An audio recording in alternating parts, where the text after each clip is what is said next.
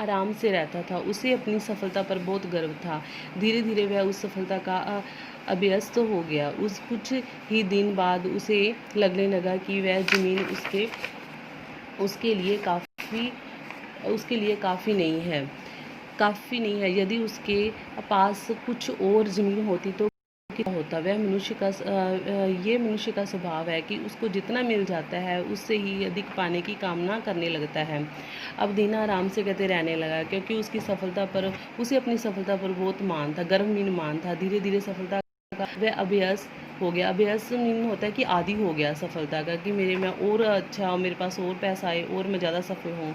कुछ ही दिन बाद उसे लगने लगा कि वह ज़मीन उसके लिए काफ़ी नहीं है, कि उसको ये लगने लगा कि जो मेरे पास ज़मीन होनी चाहिए, उसके पास कुछ ज़मीन होती तो और होती तो कितना। कहते ये मनुष्य की प्रवृत्ति, उसका स्वभाव ही है कि जो उसके पास जितना होना उससे ज़्यादा होने की कामना ही करता है।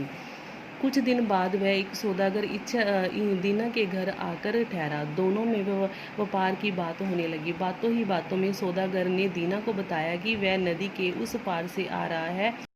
हाँ, इतनी ज़मीन है कि जितनी चाहो जोत लो। जो सौदागर की बातें सुनकर दीना नदी के पार वाली ज़मीन खरीदने के सपने देखने लगा। सौदागर से अच्छी तरह पूछताछ करने के बाद उसने नदी के उस पार जाने की तैयारी शुरू कर दी। उसने वहाँ के लोगों को देने के लिए कुछ उपहार व वस्त्र आदि भी खरीद लिए। उसने घर की देखभाल का काम अपनी पत्नी को सौंपा और एक आदमी को साथ लेकर यात्रा पर निकल पड़ा।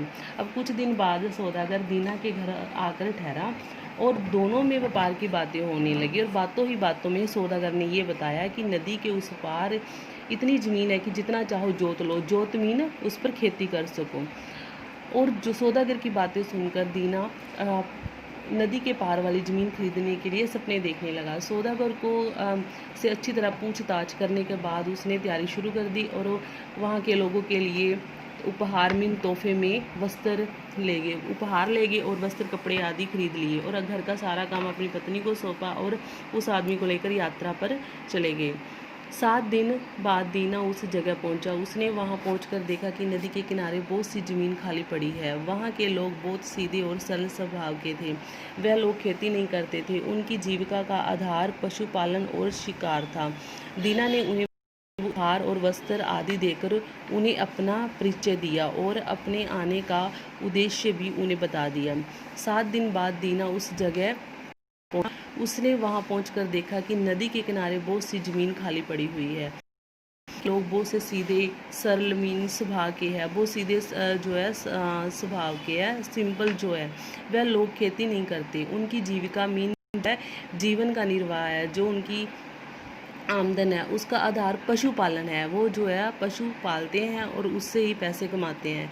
और शिकार था और उनका शिकार करना, पक्षियों का शिकार करना। दीना ने उन्हें उपहार, तोहफे और वस्त्र कपड़े आदि देकर उन्हें अपना परिचय दिया। परिचय अपनी जान पहचान करवाई और अपने आने का उद्देश्य भी बता दिया। उद्देश्य मीन लक्ष्य बता दिया। उन लोगों ने दीना का स्वागत बड़े उत्साह से किया।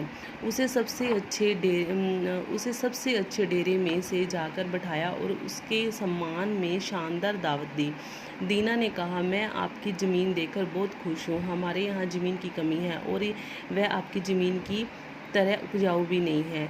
उन लोग जब दीना वहाँ पर गया, उन्होंने बहुत अच्छी तरह से उनका स्वागत किया। उत्साह मीन जोश से उनका स्वागत किया। सबसे अच्छे उनको जो डेरा था उनका, उसमें उसको सम्मान से बैठाया और शानदार दावत होता है कि भोजन के लिए उनको बुलाना, अच्छी तरह से भोजन का प्रबंध किया।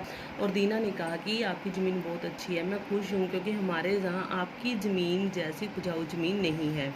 उसी समय एक आदमी रोहेदार बड़ी टोपी लगाए हुए वहाँ आया। सब उसके सम्मान में खड़े हो गए। दुर्भाषिया ने बताया कि यही हमारा सरदार है। दीना भी उसके सम्मान में खड़ा हो गया। उसने तुरंत अपने सामान में से कुछ चीज़ें निकाली और सरदार को भेंट की। सरदार ने अपनी भेंट सहर्ष स्वीकार कर ली। उन दोनों ने सरदार को दीना के आने का उद्देश्य बता दिया। इतनी समय में जब वो बातें कर रहे थे तो एक रोएदार होता है जो रुई की जैसे टोपी रुई लगी होती है, टोपी उस तरह से होती है, और उसके सम्मान में, उन असम्मान में, आदर में सब वहाँ पर खड़े हो गए। दुर्भाषा, दो भाषा बोलने वाला। और बताया कि उन्होंने बताया कि ये हमारा सरदार के सम्मान में खड़ा हो गया और तुरंत अपने सामान में से कुछ चीज़ें जो अपने साथ लेकर आया था उसे भेंट दी, उपहार दी मीन। और सरदार ने भेंट सहर्ष मीन खुशी के साथ स्वीकार कर ली। और लोगों ने सरदार को दीना के आने का उद्देश्य भी बता दिया, क्योंकि बता दिया कि दीना यहाँ पर क्यों आया है।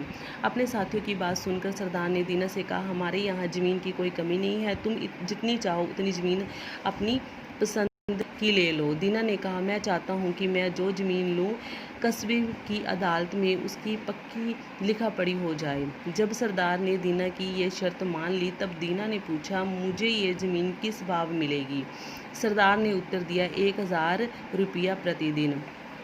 अब दोनों में बातचीत होने लगी, दीना और सरदार के, जो उस बस्ती का सरदार था, कि ज़मीन लेनी है। अब वो अपने साथियों की बात सुनकर दीना ने उससे कहा कि हमारे पास ज़मीन की तो कोई कमी नहीं है, जितनी चाहे ले लो। फिर दीना ने कहा कि मैं ज़मीन तो ले लूँगा, परंतु इसकी जो है लिखा पढ़ाई जो है इसकी पक्की अपनी, इसका मतलब होता है कि अपने नाम लगवाने के लिए अदालत में इसकी कार्रवाई मैं करवाऊँगा।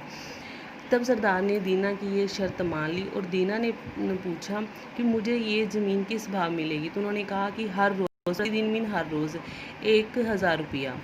दीना आश्चर्यचकित होकर बोला, मेरी समझ में नहीं आया, ये कैसा हिसाब है? हैरान होकर उसने पूछा, आश्चर्यचकित हैरान हो जाना, कि मेरी समझ में ये नहीं आया, ये किस तरह का हिसाब है? सरदार ने कहा, एक दिन में पैदल चलकर तुम जितनी ज़मीन नाप लोगे उतनी ज़मीन तुम्हारी हो जाएगी।